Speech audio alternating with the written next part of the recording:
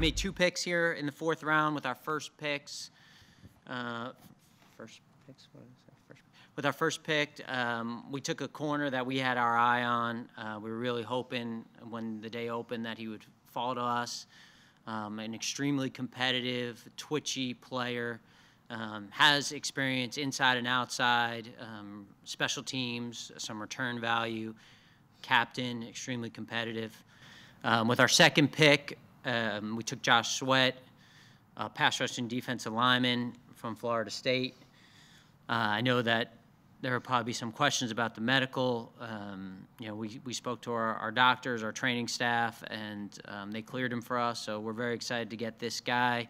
You know, obviously, we love our defensive linemen here in Philadelphia, but we try to balance the draft with what we need short-term and long-term, and we felt like this guy, you know, going forward has a chance to get consistent pressure on the quarterback. Obviously not a big need for us right at this time with the players we have, but those are our 2 picks. Avonte looked like he had some elite athletic testing with the 3-cone and other stuff. How did that change the direction show up on the field, or how important was that testing to back up what you saw? Yeah, so Avonte, first time I was able to see him was down at the East-West, and like Howie touched on, highly competitive. Okay, you could see that every one-on-one rep. As far as the change of direction, redirect, you really saw that at the top of routes with receivers. Really good staying in phase with those guys, staying in their hip pocket and not letting guys create separation. Always competitive at the catch point. What kind of experience does he have playing inside, and do you envision him competing for that slot spot? Well, first of all, you know, he's primarily played outside, so, you know, we're going to get him in here. We're going to get him working with our guys. We'll get him with Corey Unlin. We'll get him with Coach Schwartz. We'll see where he's at. Will we give him reps inside? Yeah, we'll give him reps inside, you know, just like we've done several of our players. So right now we don't know exactly where it's going to fall out, but he'll have an opportunity to work in there, yeah. Josh, was it a matter of if he didn't have the medical questions, do you think he would have gone much higher in the draft? Yeah, that's what, you know, for us on our board, he was much higher rated than where we got him, both these guys. So we can only speak to our medical, and we have a lot of trust in our medical staff. Our Dr. DeLuca has done a great job for us for a long time, and you know, when he tells us that the guy's ready to go, we rely on that and we trust that. So then it goes down to the evaluation of the player, and we're very excited to get this guy into the system. Again, you know, what a room to be going in, and talk about a room with pedigree, and there may not be a better defensive line room in the National Football League. So that's exciting for a young player to kind of learn it the right way, and we'll put him in there. And obviously, we have the luxury here of bringing him along and seeing how we do things in Philadelphia. I guess, Howie, that Sweat was, before he got hurt, he was one of the top prospects in the country. He hasn't gotten back to that level, or is still trying to get back to that level, you think? How do you see what he did in college? You know, you touched on the high school injury he had, and going into that, a very highly rated recruit. Still had productive seasons at Florida State. And the thing that jumped out first watching him was his first step takeoff.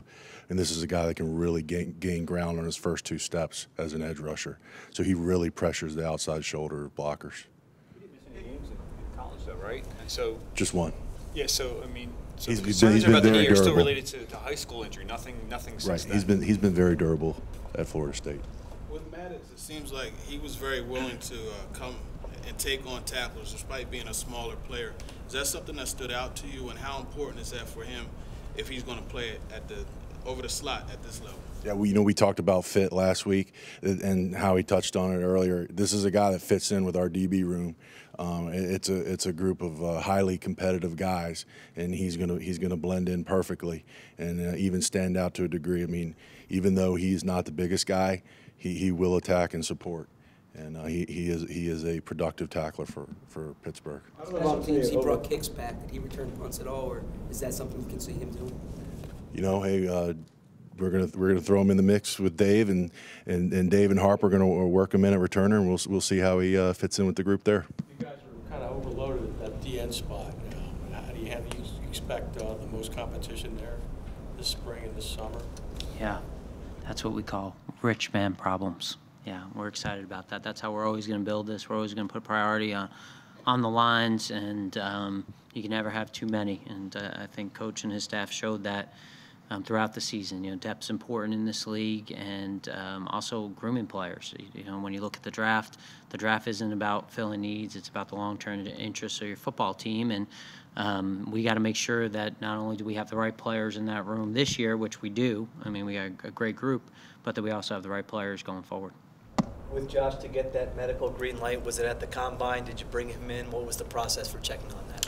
Yeah, our process for medical is we have a medical meeting that we're all in with our team of doctors, and we go through every player who has a medical question, and we go through the concerns. We go through the medical grade, and when we have questions about guys and just try to understand it, because none of us are doctors, and at the end of the day, they have a draft board just like we do, and they give us pass, fail, risk, and we rely on them for that information because none of us have that background. Did they say there was any risk with Josh?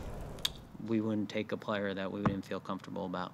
I'm sure you've seen the reports about Darius Geis and his visit here. There's a suggestion that there was an altercation. What can you tell us about that? There was no altercation here in this building that any of us are aware of. I don't know where that report came from, but you know, I could speak for everyone in here that nothing like that happened here in Philadelphia. Was there anything anywhere else at the combine or any other?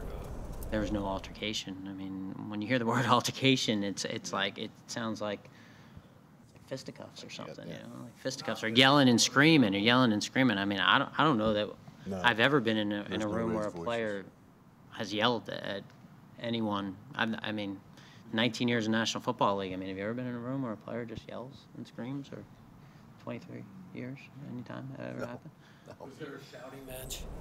I just said, I've never heard that. I didn't hear of anything. No shouting. That's what NFL Network reported. Well, sometimes you can't believe everything you read or hear, Bob. That would be my message of the day to our fans. Thanks, Brad. Maybe Joe, do you have to be careful? It seems like when there's maybe a little bit of a height issue, people always project guys inside, but he's got mainly experience on the outside. Yeah, I mean, I think when people see his measurables, they automatically move him inside. But like Coach said, he played a lot outside, and he's one of the things that's great about our defense is the versatility that each guy brings. And so, you know, there's been plenty of productive outside corners that don't have ideal height and length. How did he overcome the lack of height when he was outside against bigger receivers? Well, like I said, you saw that on tape and you saw it at the East-West. How he overcame it was he had excellent instincts, and he always stayed in the hip pocket of receivers at the break point, and again, highly competitive. So he could find the ball and he could play the ball. In Sweat's case, he has the height, weight, speed. Obviously, 3-year starter. Was it the medical that dropped him to the 4th round, or were there parts of his film that did it as well? No, I mean, I can't speak for 31 other teams to see how they had him on their board. You know, we were very intrigued with the way he put with his tape, and then spending time with him at the combine and throughout the process. So, We close to moving up or down in this round, Howie? You're no more questions, Earl? How's that working out for you, Brett? That's fine. Well, you get that. Were you close at all to moving up or down in this round?